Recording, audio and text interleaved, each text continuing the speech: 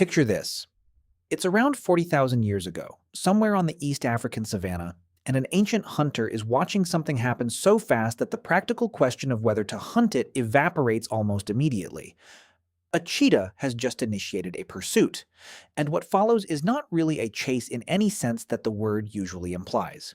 It's more of an event, a brief, extraordinary, physics-defying event that covers several hundred meters in approximately the time it takes to register what you're looking at, and then ends with a cloud of dust, an abrupt stillness, and an outcome that was essentially predetermined from the moment the acceleration began.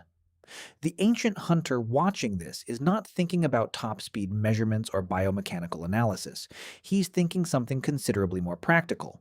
Whatever the cheetah is eating tonight is not something his group is going to take from the cheetah tonight. The arithmetic here is simple and requires no formal calculation. You cannot catch what you cannot approach, and you cannot approach what has already left your visual field in approximately 4 seconds. The cheetah is eating in peace. That ancient calculation about what is and isn't catchable has been running in human minds for as long as humans have been sharing landscapes with fast animals, and the specific answer varies dramatically depending on which continent you happen to be standing on, because evolution has produced completely different speed solutions in different parts of the world, shaped by different predator-prey dynamics, different terrain, different prey availability, and different evolutionary lineages working with different biological raw material. So here's what this video covers. The fastest animal on every continent, why each one is fast in its specific way, and what that speed means ecologically and evolutionarily. Stick around because the answers are more interesting than a ranked list, and the reasons behind the rankings tell you something important about how speed as a biological solution actually works. Start with Africa, because Africa has the answer most people already know and because understanding it properly sets up everything else. The cheetah holds the terrestrial land speed record not just for Africa, but for all land animals on Earth, with documented sprint speeds reaching 112 to 120 kilometers per hour in short bursts, approximately 70 to 75 miles per hour. These numbers require context to be properly appreciated because raw speed figures without physical reference don't convey the actual experience of watching a cheetah at full acceleration. The relevant comparison is that the fastest human being who ever lived, Usain Bolt at his peak, reached approximately 45 kilometers per hour over a 100-meter sprint. A cheetah at full speed is moving at roughly 2.5 times that pace while covering ground with a stride length of approximately 7 to 8 meters per stride.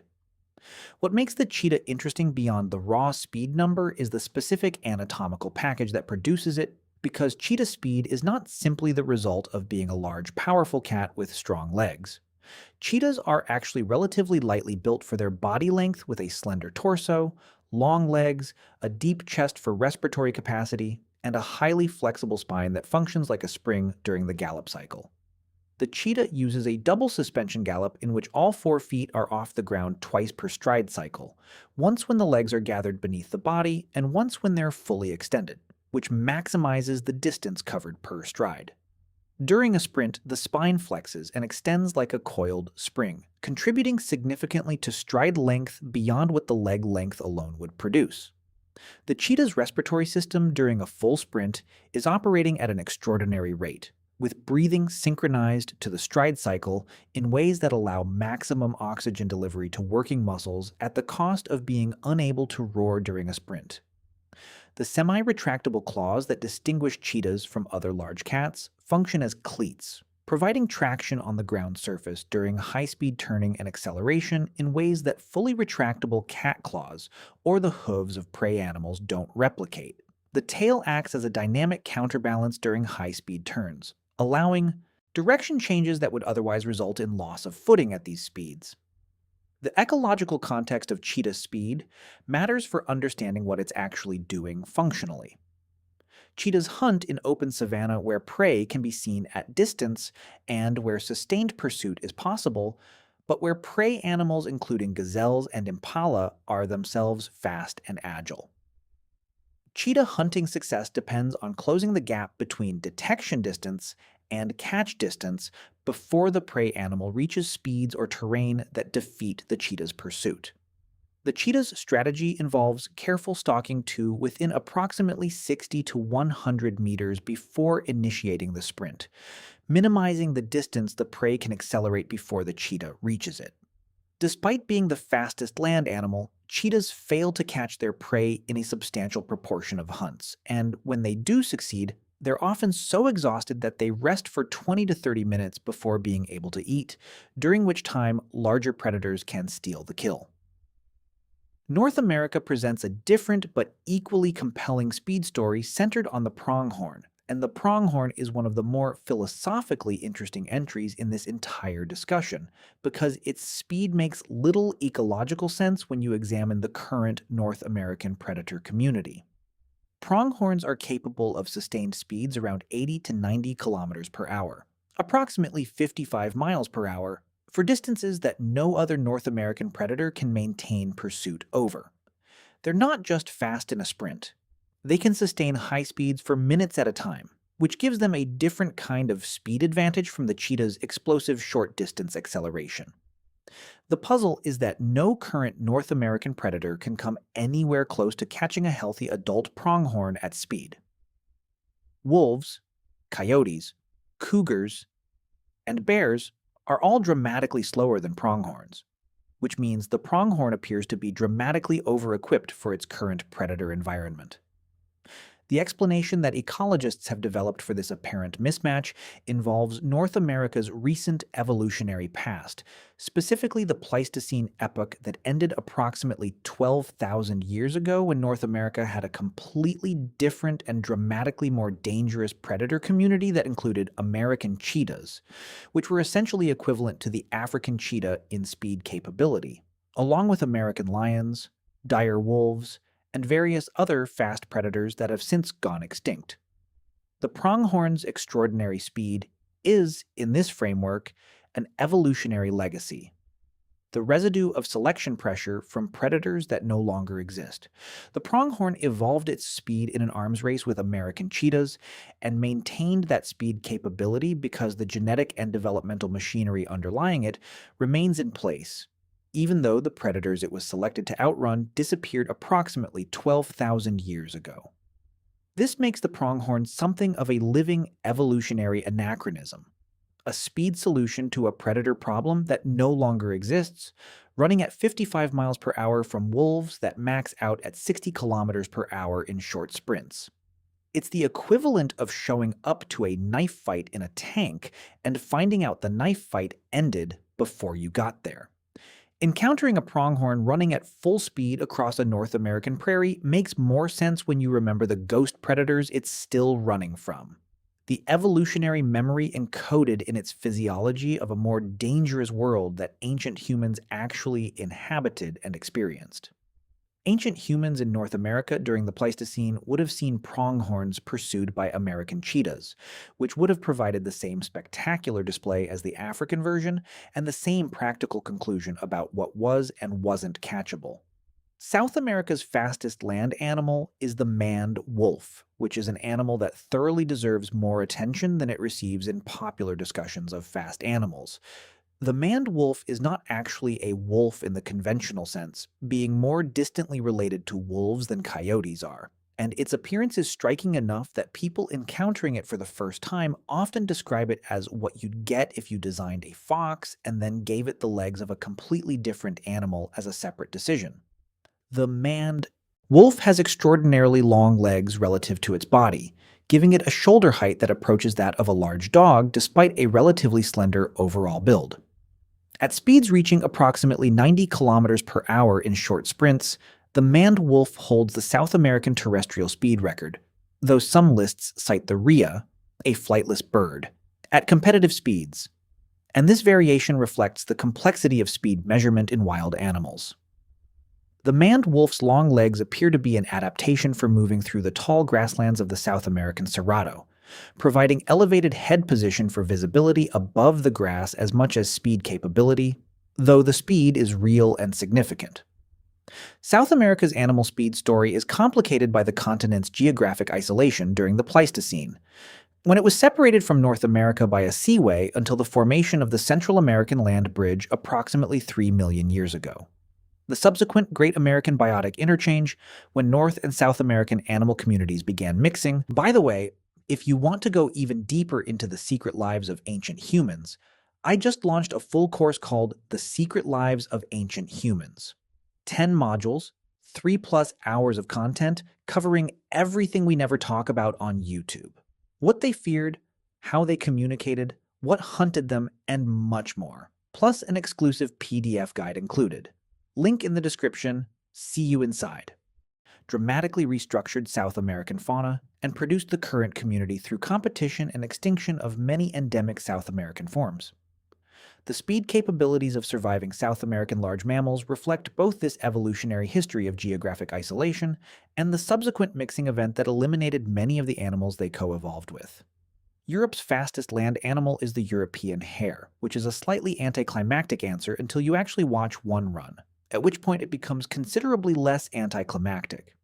European hares can reach speeds of approximately 77 kilometers per hour, approximately 48 miles per hour, which is fast enough to outrun essentially every European predator over short distances. The hare's speed is the product of powerful hind legs, a lightweight body, and a distinctive running style that incorporates abrupt direction changes executed at high speed to disrupt predator pursuit trajectories.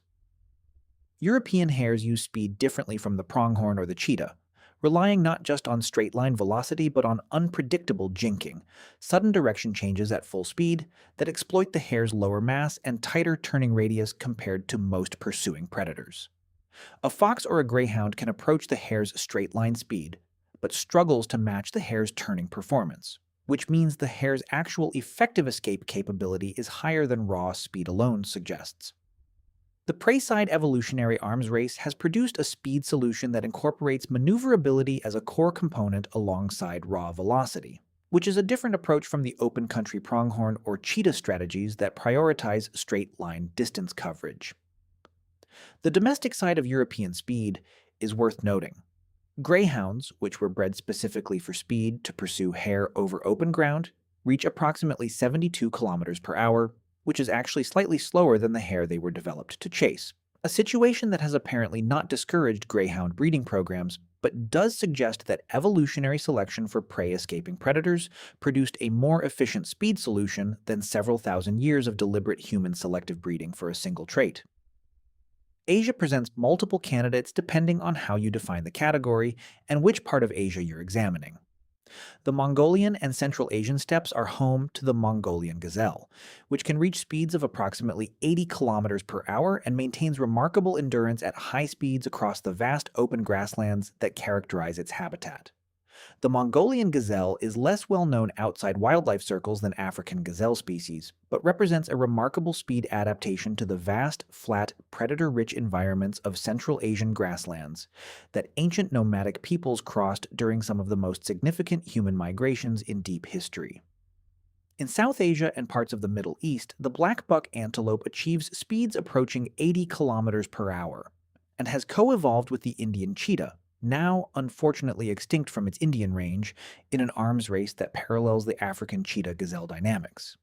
The Indian cheetah's elimination from India removed the primary selection pressure that had presumably driven black buck speed evolution, leaving the black buck with speed capabilities that, like the pronghorn, now exceed what any remaining predator in their range can match at full pursuit. Siberian tigers deserve mention in any Asian speed discussion, not for their top speed, which is estimated at approximately 50 kilometers per hour, but for the combination of power and speed they represent in the world's largest cat. The Siberian tiger's hunting strategy relies less on sustained high-speed pursuit than on explosive ambush from close range, reflecting the forested terrain of their range where visibility is limited and distance pursuit impossible, in contrast to the open country speed strategies of savanna-adapted predators. Speed in the Siberian tiger context means acceleration from ambush distance rather than top velocity over distance. Australia's fastest land animal is the red kangaroo, which reaches approximately 70 kilometers per hour in short hops and demonstrates one of the more mechanically interesting locomotion systems in the mammalian world.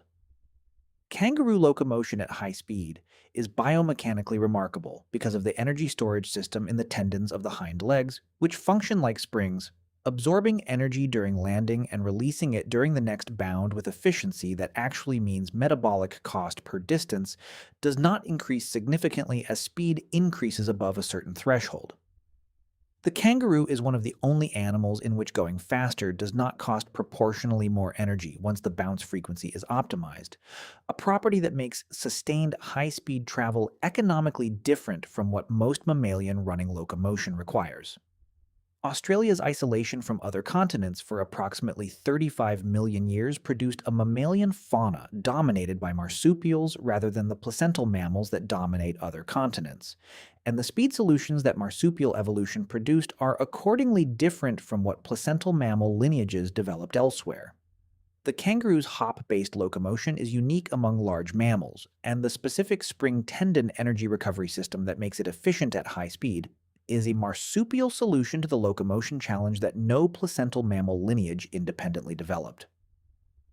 The predator side of Australian speed is less spectacular than other continents for historical reasons related to Australia's isolation and the relatively recent arrival of the dingo approximately 4,000 years ago as the primary large terrestrial predator.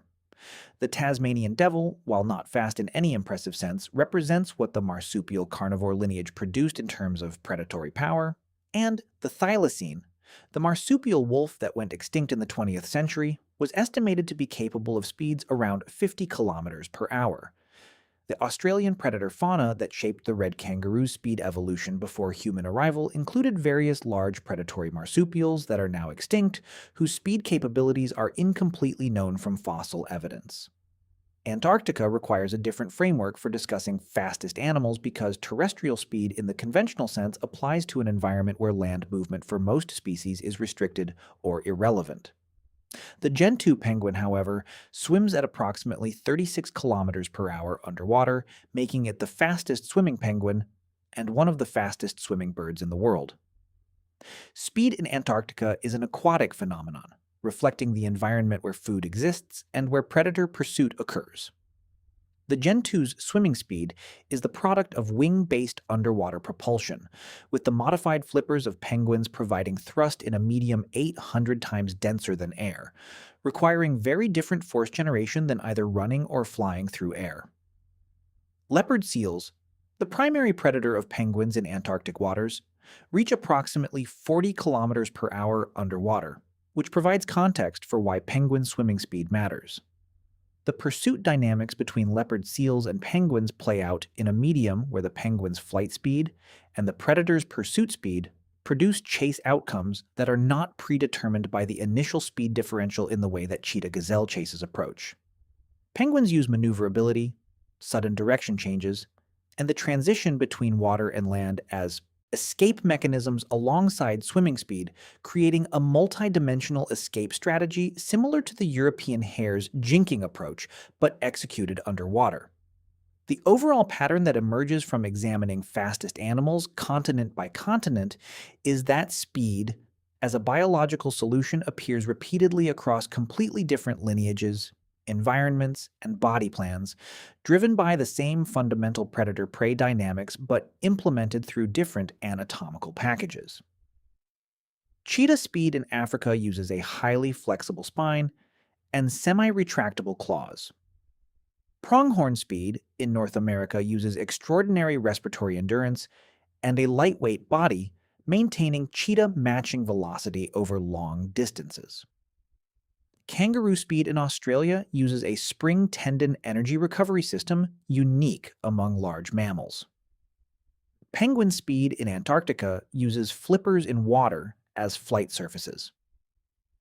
Each solution reflects the specific evolutionary lineage, available anatomical raw material, and ecological context that shaped it. Ancient humans on each continent encountered these different speed solutions and developed practical ecological knowledge about each one's capabilities.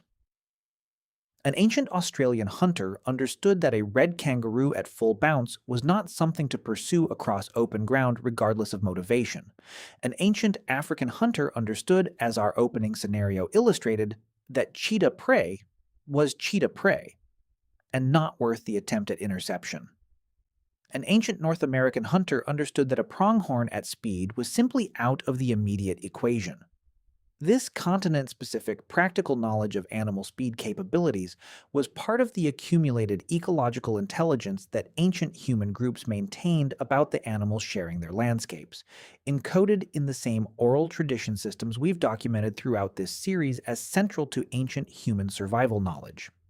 Speed is ultimately the product of evolutionary arms races between predators and prey, with each side's capabilities driving the other toward higher performance in a continuous cycle of selection. The fastest animals on each continent represent the current high watermark of these arms races in their specific ecological contexts, shaped by millions of years of selection pressure that produced the specific anatomical, physiological, and behavioral solutions visible in each species today. Understanding why each animal is fast requires understanding the specific predator-prey dynamics that drove its speed evolution, which in turn requires understanding the ecological history of each continent that shaped those dynamics, including the extinctions that removed some of the predators that originally drove prey speed evolution and left animals like the pronghorn running at 55 miles per hour from wolves that cannot come close to catching them. The ancient hunter watching the cheetah dispatch its prey understood the speed asymmetry between himself and the fastest thing sharing his landscape without any need for formal measurement or biomechanical analysis. The practical knowledge that some animals were simply outside the range of what human hunting technology could approach on open ground shaped ancient hunting strategy in ways that prioritized ambush, traps, and terrain advantage over direct pursuit for exactly these species. Understanding why those animals were fast enough to be outside that range is the question this video answers. And the answer is 40 million years of evolution optimizing for a very simple objective: being faster than whatever is trying to eat you or catching whatever you're trying to eat, one continent at a time,